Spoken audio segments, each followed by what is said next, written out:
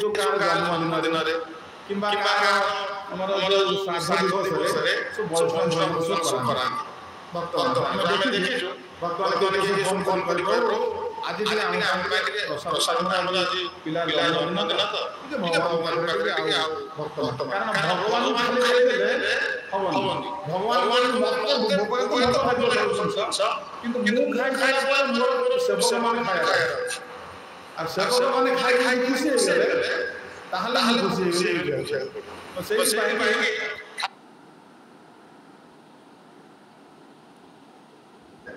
তাহলে আমি খুশি হয়ে যাই তো সেই পাই খালি কিন্তু ভগবান বাড়ি খাইলা পরে আর কাহাকে দেব নিজে দেব খাই সেটা কমিশন অধিকার কিন্তু উত্তম অধিকারী কানে করନ୍ତି উত্তম অধিকারী সুন্দরভাবে বনেবে ভগবান খাই দেবে भगवान खाइला परे प्रसाद वितरण भगवान प्रसाद वितरण समस्त जो प्रसाद समस्त देवे समस्त खुशी जे जाने जे भगवान खुशी निजे खाइ खुशी ना हमरा संस्था अलग अन्य खाए दियो निजे खाए एटा भी निवृत्ति मार्ग तो ये मार्गटा संपूर्ण बोले शास्त्र पर आधारित तेणु भगवान निजे ब्राह्मण वैष्णव खाए जेति मते खुशी करि पारिबो आ मु कोउतर जजमेंट आरि देले जे झियो कोइ मते संतुष्ट हेबे तेणु ब्राह्मण वैष्णव पर गुरुत्व दिया जायछि एतु खुशी पारि भगवान कथा तापर भगवान कहउछन्ती हम सर्च कर क्लास मोर चरणदर रूपी गंगा चंद्रशेखर शिवंकर समेत समग्र जगत को पवित्र करता है एपरि परम पवित्र एवं परमेश्वर मध्य मु जहां चरण रजु मुकुट धारण करे से ब्राह्मण मानकर कर्म किए वाला सहन न करिवो तने एटी भगवान कहउछन्ती जे जो गंगा गंगा नदी रहउछन्ती भगवान मानकर चरण भगवान मान पाद धोत जल से त्रिभुवन गण पवित्र करउछन्ती तेणु मु जहां चरण रजु मुकुट धारण करे ओई व्यक्ति मोर पाद जल जगत को पवित्र करूछि किंतु मु जो पवित्र लोक आसीला केमि आसीला ना ब्राह्मण मानकर ए जो चरण धूली को हस्त कर धारण करथिबारु आज मो पाखु पवित्रता आसी भगवान एवढे ब्राह्मण मानकर ग्लोरिफिकेशन करूछन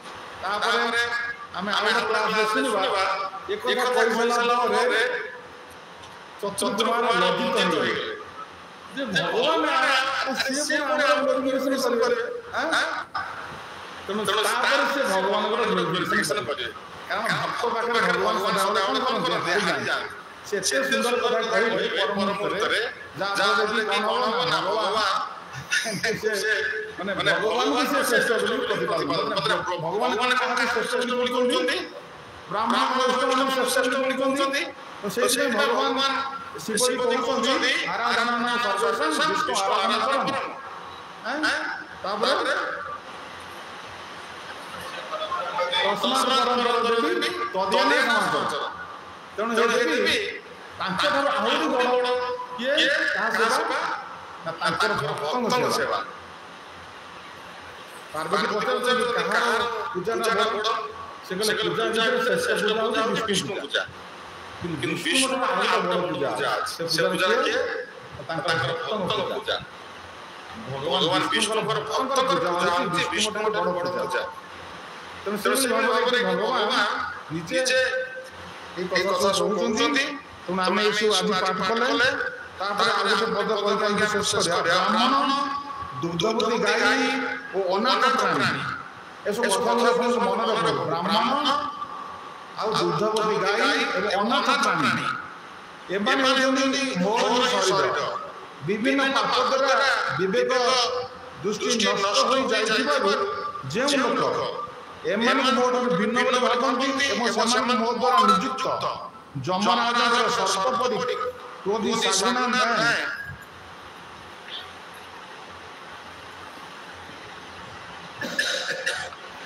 तो ब्राह्मण दुर्गवती गाय अनाथ प्राणी एमाने मोर शरीर विभिन्न पाप द्वारा विवेक दृष्टि नष्ट हो जाइथिबारु जे लोक एमानको ଏମାନଙ୍କୁ ମୋ ଠାରୁ ଭିନ୍ନ ବୋଲି ଭାବନ୍ତି ସେମାନଙ୍କୁ ମୋ ଦ୍ୱାରା ନିଯୁକ୍ତ ଯମରାଜଙ୍କର ସର୍ପପରି ବୋଧି ଶାଗୁଣା ରୂପୀ ଦୂତମାନେ ଅତ୍ୟନ୍ତ କ୍ରୋଧରେ ନିଜର ଥଣ୍ଟରେ ଫୁମ୍ପି ଫୁମ୍ପି ତାଙ୍କୁ ଖାଇଯିବେ। ଏ ଯୋଉ କୁହାଯାଉଛି ଯେ ବ୍ରାହ୍ମଣ ଦୁଗ୍ଧବତୀ ଗାଈ ଅନାଥ ପ୍ରାଣୀ ଏମାନଙ୍କୁ କେବେ ହତ୍ୟା କରିବା ଉଚିତ ନୁହେଁ। ସେଥିପାଇଁ ଆମର ପ୍ରଭୁପାଦ ମହାରାଜ ଘୋଷଣା କଲେ ଏବଂ ଆରି ଭିତରେ ବ୍ୟାସପୂଜାର ବନ୍ଦୋବସ୍ତ କରିଛନ୍ତି। ବୈଷ୍ଣବଙ୍କର ଗ୍ଲୋରିଫିକେସନ ହେଉଛି ଏବଂ ଆଉ କଣ କରାଯାଇଛି ନା ଫୁଲ୍ ଫୁଲ୍ ଲାଇନ୍ କରାଯାଇଛି। ପ୍ରଭୁପାଦ ମହାରାଜ ନିର୍ଦ୍ଦେଶ ଥିଲା এই ମନ୍ଦିରର 2 କିଲୋମିଟର ବ୍ୟାସାର୍ଦ୍ଧରେ ଯେତେ ସବୁ ଅନାଥ ଲୋକ ଯୋଉମାନେ ଖାଇବାକୁ ପାଉନାହାନ୍ତି ସେମାନଙ୍କୁ ମନ୍ଦିର ଆଟଲିଷ୍ଟ ଗୋଟେ ଥର ଖାଇବାକୁ ଦେବା ଦରକାର। ତେଣୁ ପ୍ରଭୁପାଦଙ୍କର ଯୋଉଭଳି ଧାରଣା ଥିଲା ତେଣୁ ଏସବୁ ଚିନ୍ତା କାର୍ଯ୍ୟ ଯଦି କରାଯାଏ ଭଗବାନ ଆମ ଉପରେ ପ୍ରୀତ ହେବେ, ଆମ ଉପରେ ଖୁସି ହେବେ। ସେ ଭଗବାନଙ୍କୁ ଖୁସି କରିବାକୁ ଗଲେ ଏଇ ତିନିଟି କାର୍ଯ୍ୟ ଆମକୁ କରିବାକୁ ପଡ଼ିବ। ଏବଂ ବ୍ରାହ୍ମଣ ତିରସ୍କାର କରି କଟୁ କଥା କହିଲେ ମଧ୍ୟ ତାକୁ ମୋର ସ୍ୱରୂପ ବୋଲି ଜାଣି ଯେଉଁମାନେ ପ୍ରସନ୍ନ ଚିତ୍ତରେ ଓ ଅମୃତମୟ ମୃଦୁ ହାସଯୁକ୍ତ ମୁଖରେ ତାହାକୁ ଆଦର କରନ୍ତି ତଥା ପୁତ୍ର ବୃଦ୍ଧ ପିତାଙ୍କ ଓ ମୁଁ ସେମାନଙ୍କୁ ଯେପରି ମନାଏ ସେହିପରି ବିନୟ ବଚନରେ ପ୍ରାର୍ଥନା କରି ବ୍ରାହ୍ମଣକୁ ଶାନ୍ତ କରନ୍ତି ସେମାନେ ମୋତେ ବଶ କରି ନିଅନ୍ତି। ତେଣୁ କୁହାଯାଉଛି ଭଗବାନ କହୁଛନ୍ତି कि जो ब्राह्मण का तिरस्कार कला हम मନରେ ପ୍ରଶ୍ନ ଆସିବ କାମ ପ୍ରଶ୍ନ ଆସିବ ଯେ ବ୍ରାହ୍ମଣ ତିରସ୍କାର କରିବ ଆମ ଗାଳି କରିବ ଫିରି ଭଗବାନଙ୍କୁ ମୁଁ ଯେ ବର୍ତ୍ତମାନ ତାଙ୍କ ଗ୍ଲୋରିଫାଇ କରୁଛି ସେଇ ଭଳିଆ ତାଙ୍କୁ କଣ କରିବ ନା ତିରସ୍କାର ନ କରିକି ତାଙ୍କ ଅନୁମତି ତାଙ୍କର ହାତ ଯୋଡ଼ି ଦେବ କାରଣ ସେ ବ୍ରାହ୍ମଣ ତ ତାଙ୍କୁ ଏଇ ଭଳି ସମ୍ମାନ ଯେ କରେ ସେ ବ୍ୟକ୍ତି ମୋତେ ବଶମୁକ୍ତ କରିଦେବ ମାନେ ମୁଁ ସେ ବ୍ୟକ୍ତିର ଅଧୀନ ହୋଇଛି। ତେଣୁ ଆମେ ଭଗବାନ ପ୍ରାପ୍ତ ହେଲେ ଆମକୁ ଏହି ଭାବରେ ବ୍ରାହ୍ମଣ ଆଉ ବୈଷ୍ଣବମାନଙ୍କୁ ସମ୍ମାନ କରିବା ତାଙ୍କର ସେବା କରିବା ତାଙ୍କୁ ଏଇଭଳି ଭାବରେ ଯଦି କରାଯାଏ ତାହେଲେ ଆମେ କଣ କରିବା ଆମେ ବ୍ରାହ୍ମଣ ଭଗବାନଙ୍କୁ ଆମେ ପ୍ରାପ୍ତ ହୋଇପାରିବା। ତେଣୁ ଏମାନଙ୍କୁ ଯଦି ଆମେ ତାଙ୍କ ପ୍ରତି ଯଦି ହତାଦର କରିବା କେବେ ବି କୌଣସି ଜୀବନରେ ଆମକୁ ଭଗବାନ ମିଳିବେ ନାହିଁ। ସେଇଥିପାଇଁ କୃଷ୍ଣ ଯେତେବା ତୁମର ଶକ୍ତି ଅଛି ନାମ ସେ ସବୁଦିନ ଗୁରୁ ବନ୍ଦନାରେ ଗାଉଛେ ଗୁରୁ ପୂଜା କରୁଛେ କାହିଁକି ପ୍ରଭୁପାଦ ଗୁରୁ ପୂଜା ବ୍ୟବସ୍ଥା କରିଛନ୍ତି ଏଇଥିପାଇଁ କରିଛନ୍ତି। ଆମେ ଏହି ଭାବରେ ବ୍ରାହ୍ମଣ ବୈଷ୍ଣବମାନଙ୍କର ଗ୍ଲୋରିଫିକେସନ ସରିକରି ଆମ ଜୀବନ ବିତିଯିବ ନିଶ୍ଚିତ ଭାବରେ ଆମେ ଭଗବାନ ପ୍ରାପ୍ତ ହେବା। ତେଣୁ ଆଜି ଆମେ ବହୁତ ସୁନ୍ଦର ବିଷୟରେ ଆମେ ଆଲୋଚନା କଲେ। ତେଣୁ ଏଇ ନିଃସନ୍ଦେହରେ ଆଜି ଏଇଭଳି ଭାବରେ କିଭଳି ଭାବରେ ଏଠି ବ୍ରାହ୍ମଣଙ୍କର ଅଭିଶାପ ଦ୍ୱାରା ସେମାନେ ପତିତ ହେଲେ। ଭଗବାନ ତାଙ୍କ ହାତ ଯୋଡ଼ି କହିଥିଲେ କି ତମେ ଲାଷ୍ଟକୁ କହିବେ ଏ ଯୋଉ ସୃଷ୍ଟି କରିସାରିଲା ପରେ କି ସେମାନେ ଶୀଘ୍ର ଫେରି ଆସିବେ ସେଥିପାଇଁ ତାଙ୍କୁ ଆଶୀର୍ବାଦ କର। ସେମାନେ 3 ଜନ୍ମରେ ସେମାନେ ଫେରି ଆସିଛନ୍ତି। ପ୍ରଥମ ସେମାନେ ହେଲେ ହିରଣ୍ୟକଶିପୁ, ତାପରେ ଦ୍ୱାପର ଯୁଗରେ ହେଲେ ରାବଣ କୁମ୍ଭକର୍ଣ୍ଣ କିଏ ଜୟ ବିଜୟ, ତାପରେ ଦ୍ୱାପର ଯୁଗରେ ହେଲେ ଶିଶୁପାଳ ଅନ୍ତର୍ଭକ୍ତ। ତେଣୁ ଏଇଭଳି ଭାବରେ 3 ଜନ୍ମ ଅସୁର ଜନ୍ମରେ ପ୍ରାପ୍ତ ହେଲେ ଭଗବାନଙ୍କୁ ତୀବ୍ର ଚିନ୍ତା କଲେ। କାରଣ ଆମେ ପ୍ରେମରେ ଯଦି ଚିନ୍ତା ନ କରିପାରିବା ଶତ୍ରୁ ଭାବରେ ତୀବ୍ର ଚିନ୍ତା କରିବା। କ୍ରୋଧରେ ତୀବ୍ର ଭାବରେ ଚିନ୍ତା କରି ସେ କଣ କଲେ ଭଗବାନଙ୍କ ପାଖକୁ ପୁଣି ଆଉଥରେ 3 ଜନ୍ମ ପରେ ଫେରି ଆସିଲେ। ତେଣୁକରି ତାଙ୍କୁ ଯୋଉ ପ୍ରଶ୍ନ ପଚାରିଥିଲେ ଯୁଧିଷ୍ଠିର ମହାରାଜ ନାରଦଙ୍କୁ କିଭଳି ଭାବରେ ଏ ଶିଶୁପାଳ ଅନ୍ତର୍ଭକ୍ତ ଏ ଶିଶୁପାଳ ଭଗବାନଙ୍କୁ ଗାଳି କରିକି ତାଙ୍କୁ ତାଙ୍କ ଦେହରେ ଯାଇ ମାରିଲେ। ସେ କହିଲେ ସେ ଅର୍ଡିନାରୀ ଲୋକ ନୁହନ୍ତି, ସେମାନେ ହେଉଛନ୍ତି ଭଗବାନଙ୍କର ପାର୍ଷଦ। ସେମାନେ ଏଇଥିପାଇଁ ଆସିଥିଲେ ଜଗତକୁ ଏଇ ସନକାଦିଙ୍କର ଅଭିଶାପରେ। ତେଣୁ ଭଗବାନ 3 ଜନ୍ମରେ ନିଜେ ଆସିଲେ କାରଣ କଶ୍ୟପ ମୁନି ଏମାନେ ଅସୁର ଶରୀର ପ୍ରାପ୍ତ ହେବେ। କେମିତି ଅସୁର ଶରୀର ପ୍ରାପ୍ତ ହେଲେ ସେଇଟା ବି ଗୋଟେ ଗୁରୁତ୍ୱପୂର୍ଣ୍ଣ କଥା ଅଛି। ତ ସମୟ ହେଇଗଲାଣି ଆମେ ବନ୍ଦ କରିବା। ତେଣୁ ସେଇଠି ଆସିଲେ ସେମାନେ ପ୍ରଥମେ ଆସିଲେ ଦିତିଙ୍କର ଗର୍ଭରେ ସ୍ଥାନ ପାଇଥିଲେ। ଦିତି କଶ୍ୟପ ମୁନିଙ୍କର ପତ୍ନୀ, କଶ୍ୟପ ମୁନିଙ୍କର ଅନେକ ପତ୍ନୀ ଥିଲେ। ସେଥିରୁ ଦିତିଙ୍କର ଗର୍ଭରୁ ଦୈତ୍ୟମାନେ ଆସିଥିଲେ। ଆଉ ଜଣେ ପତ୍ନୀ ଥିଲେ ଅଦିତି, ଅଦିତିଙ୍କର ଗର୍ଭରୁ ଆଦିତ୍ୟ ମାନେ ଦେବତା ମାନେ ସବୁ ଜନ୍ମ ହୋଇଥିଲେ। ବାମନ ଦେବେ ଅଦିତିଙ୍କ ଗର୍ଭରୁ ଆସିଥିଲେ। ଏ ଯୋଉ ହିରଣ୍ୟକଶିପୁ ଏମାନେ ଦ୍ୱିତୀୟ ଗର୍ଭରୁ ଆସିଥିଲେ। କାରଣ ସନ୍ଧ୍ୟା ସମୟରେ ଏମାନେ କେମିତି ଆସିବେ କେମିତି ବ୍ୟବସ୍ଥା ଦେଖ। ତେଣୁ ସେ କଶ୍ୟପ ମାନେ ସନ୍ଧ୍ୟା ବନ୍ଦନା କରୁଥିଲେ। ସନ୍ଧ୍ୟା ସମୟରେ ସନ୍ଧ୍ୟା ବନ୍ଦନା କରୁଥିବା ସମୟରେ ଦିତି ଯାଇ ତାଙ୍କୁ କହିଲେ ଏବେ ମୁଁ ଆପଣଙ୍କ ସହିତ ସଂଗ କରିବାକୁ ଚାହୁଁଛି। ସେ ଯେତେ ବାରଣ କଲେ ସେ କଣ କଲେ ତାଙ୍କୁ ଦିଦି ଧରିକି ତାଙ୍କ ସହିତ ସଂଗ କଲେ। ତେଣୁ କଶ୍ୟପ ସାଙ୍ଗେ ସାଙ୍ଗେ ସେଇଠି କହିଲେ ବର୍ତ୍ତମାନ ତୁମେ ଅସମୟରେ ଯେହେତୁ ସଂଗ କଲ ଆମ କଥା ତୁମେ ମାନିଲନି, ତେଣୁକରି ତୁମର ଗର୍ଭକୁ ଏବେ ଯୋଉ ଶିଶୁ ଦିଦି ଆସିବେ ସେମାନେ ଦୈତ୍ୟ ହେବେ, ସେମାନେ ଜଗତକୁ ପୀଡ଼ା ପ୍ରଦାନ କରିବେ। ସେଇଥିପାଇଁ ଆମର ଗୋଟେ ଗର୍ଭ ଧାରଣ ସଂସ୍କାର ଅଛି। 10 ବିଧ ସଂସ୍କାର ଯୋଉ ଅଛି ସେ 10 ବିଧ ସଂସ୍କାରରେ ଗର୍ଭ ଧାରଣ ସଂସ୍କାର ଅଛି। ତେଣୁ ଆମେମାନେ ସମସ୍ତେ ଜାଣିବା ଦରକାର ଯେତେବେଳେ ପତ୍ନୀଙ୍କର ଗର୍ଭ ସଂସ୍କାର କରାଯାଏ ସେତେବେଳେ କଣ ଥିବ ପ୍ରଭୁପାଦ ମହାରାଜ ସିମ୍ପୁଲ ଆକାରରେ ଆମେ କହିଦେଇଛନ୍ତି ଯେ କିଭଳି ଭାବରେ ଆମେ ତୀବ୍ର ଭାବରେ କୃଷ୍ଣଙ୍କ ସହିତ ଚିନ୍ତା କରିବା ଦରକାର। ଗର୍ଭ ସଂଚାର କରିବା ପୂର୍ବରୁ ଉପବାସ ରହିବା ଦରକାର ଏବଂ ତୀବ୍ର ଭାବରେ ସେଦିନ ଚିନ୍ତା କରିବା ଦରକାର। ପ୍ରଭୁପାଦ ଦେଖିଲେ ଆଟଲିଷ୍ଟ 50 ମାଳା ଜପ କରିବା ଦରକାର। ଉଭୟ ପତି ପତ୍ନୀ 50 ରାଉଣ୍ଡ ଚାଣ୍ଟିଂ କରିବା ଦରକାର। ସେଦିନ ଚାଣ୍ଟିଂ କରିବେ ଫୁଲି କୃଷ୍ଣ କନସିୟସନେସ୍ ହେଇକି ସେତେବେଳେ ଗର୍ଭ ସଂସାର କରାଯାଏ। ସେ ଗର୍ଭରେ ଭଗବାନଙ୍କର ଭକ୍ତମାନେ ଆସିବେ। କାରଣ ସେମାନେ ଅପେକ୍ଷା କରିଛନ୍ତି ଯୋଉଭଳି ଭାବରେ ସତ୍ ଗର୍ଭରେ ଆମେ ପ୍ରବେଶ କରିବୁ।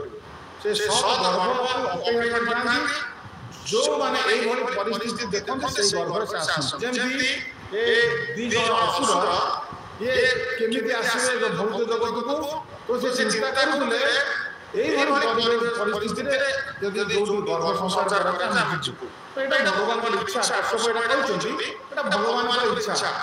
ନହେଲେ ଦିତି କାହିଁ ତାଙ୍କ କଥାକୁ ଅବଜ୍ଞା କଲେ। ଏଇଟା ଭଗବାନଙ୍କର ଇଚ୍ଛା ଯେ ଆଜି ଦୈତ୍ୟ 2 ଜଣ ଆସିବେ। ତେଣୁ ଏଇ ମୁହୂର୍ତ୍ତରେ ସେମାନେ ଆସିକି ପହଞ୍ଚିଲେ। ତେଣୁ ଆମେମାନେ ଏଥିରୁ ଶିଖିଲେ ଯେ ଆମେମାନେ ଯୋଉ ସଂସାରରେ ସନ୍ତାନ ଯୋଉ ଜନ୍ମ ଦେବା ଆମେ ସଦାବେଳେ ଚିନ୍ତା କରିବା ଯେ କିଭଳି ଭାବରେ ସତ୍ ପୁତ୍ର ବା ସତ୍ ସନ୍ତାନଟି ଆସୁ। ପୁତ୍ର ଆସୁ ବା କନ୍ୟା ଆସୁ, ଯିଏ ବି ଆସୁ କେମିତି ଭଲ ପିଲାଟି ଆସିବ। ଆମେ କଣ ଶିଖିଲେ ଏଥିରୁ? ଉଭୟ ଗର୍ଭ ସଂଚାର କରିବାକୁ ଗର୍ଭ ଧାରଣ ସଂସ୍କାର ଗୋଟେ ଅଛି। 10 ବିଧ ସଂସ୍କାର କାହିଁ କରାଯାଇଛି?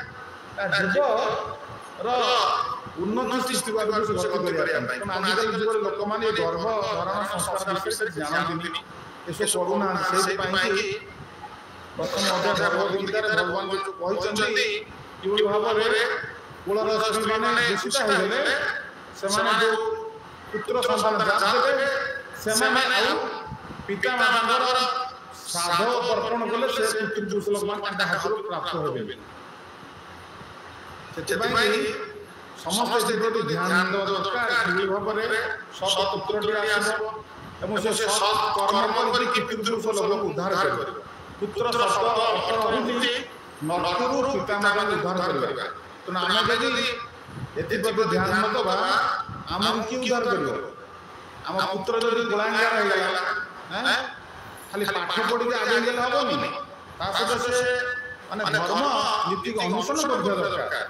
ଧର୍ମ ନୀତି ଅନୁସରଣ କରି ସେ ପାଠ ପଢିଲେ ସେଇ ତାକୁ ବି କୁହାଯାଏ ବୋଥ୍ ସାଇଡ୍ ତାର ଥିବ। ଆଧ୍ୟାତ୍ମିକ ମାର୍ଗରେ ବି ଥିବ ପ୍ଲସ୍ ଭୌତିକ ଦିଗରେ ମଧ୍ୟ ଉନ୍ନତି କରୁଥିବ। ତ ଦିଟା ଯାକ ଯଦି ଥିବ ସେ ଆମକୁ ଉଦ୍ଧାର କରିପାରିବ। ତେଣୁ ଆମେମାନେ ସେଇଭଳି ସନ୍ତାନ ପ୍ରାପ୍ତ ହେବା ପାଇଁ ଆମେ ପ୍ରୟାସ କରିବା। ଆମେ ଆଜି ଏଇଥିରୁ ଶିକ୍ଷା ଲାଭ କଲେ ଯେ ଆଦିଦୈତ୍ୟ ଆଜି ଅସମୟରେ ତାଙ୍କର ପିତାମାତା ସଙ୍ଗ କରୁଥିବାରୁ ଅସୁର ପୁତ୍ର ଜନ୍ମ ହେଲେ। ଆମେ ଯଦି ସେଇ କଥାକୁ ଯଦି ପାଳନ କରିବା ଆମର ସନ୍ତାନମାନେ ମଧ୍ୟ ଆମକୁ ମାନିବେନି। ସେଥିପାଇଁ ଛୋଟ ଛୋଟ ଛୁଆମାନେ ପିତାମାତା ମାନୁନାହାନ୍ତି, ଦୁଷ୍ଟାମି ବହୁତ ତାଙ୍କର ବଢିଯାଉଛି। ତା କାରଣ ହେଉଛି ଏଇଆ। ତେଣୁ ଆମେ এই গর্ভধারণ যে সংস্কার রয়েছে ସେଥିପାଇଁ ଧ୍ୟାନ ଦେବା। ଆମର ଶିଶୁ ପିଲାମାନଙ୍କୁ ଭକ୍ତ କରିବା ଏବଂ ଭକ୍ତ ସଂଘରେ ତାଙ୍କୁ ଆମେ ଏବେ ଛୁଆମାନଙ୍କ ପାଇଁ କ୍ଲାସ୍ ହେଉଛି ସେ କ୍ଲାସ୍ ତାଙ୍କୁ ଆମେ ଛାଡ଼ିବା। ସେମାନେ ଧୀରେ ଧୀରେ ଆଧ୍ୟାତ୍ମିକ ଉନ୍ନତି କରିବେ, ତା ସହିତ ଭୌତିକ ଦିଗରେ ଉନ୍ନତି କରିବେ। ତେଣୁ ଆମ ପିତାମାତାଙ୍କ ମଙ୍ଗଳ, ସେ ଜୀବ ପାଇଁ ବି ମଙ୍ଗଳ। এই কথা ভাগবত মନା କରାଯାଇଛି ଆଜି ବହୁତ କଥା ମନା କରାଗଲା ଯୋଉମାନେ ପଛରେ ଆସିବେ ସେମାନେ ଏତେ ଉପକୃତ ହୋଇନାହାନ୍ତି ଫିର୍ ବି ସେମାନେ ଚେଷ୍ଟା କରିବେ ଏଟା ବିଷୟରେ ଜାଣିବା ପାଇଁ ଅନ୍ୟମାନଙ୍କୁ ପଠାଇବେ। ହରେ କୃଷ୍ଣ। जय श्री प्रभुपाद महाराज की जय। जय श्री गुरु महाराज की जय। जय सीताराम हनुमान महाराज की जय। समवेत भक्त वृंद की जय। पिता गौ सुषमानाथ मानंदे हरि बोल। आज जो संडे क्रिस्टी हमरा ये पढ़े गले कीर्तन कीर्तन करबा तापर प्रसाद पाइबा। आज संडे क्रिस्टी देजन साधु जीवन प्रभु सिलेक्शन ड्यूटी पळैछन्ती तेणु अंतर आज क्लास खुला से आज क्लास देना इलेक्शन ड्यूटी जाई और आज क्लास मिली तेणु आगामी क्लास स्टार्ट दिया क्लास देबे तेणु अंतर आम मान आज प्रसाद बंदोबस्त करिछन्ती तेणु आज आम जहाँ भागवत कथा आलोचना जहाँ भगवत कीर्तन कीर्ति उद्देश्य समर्पण करवा एवं भगवान पाखे कामना करवा से किभଳି ଭାବରେ ଭଗବାନଙ୍କ ପାଦପଦ୍ମ ମତିଟା ଦୃଢ଼ ଭାବରେ ସ୍ଥିର ରହୁ ଏବଂ ସେ ଭକ୍ତିମୟ ଜୀବନ ତାଙ୍କର ସଫଳ ହେଉ। ହରେ କୃଷ୍ଣ। କିଛି ସମୟ କୀର୍ତ୍ତନ କରାଯିବ ବିଧାନ ପଢ଼େ। अच्छा तो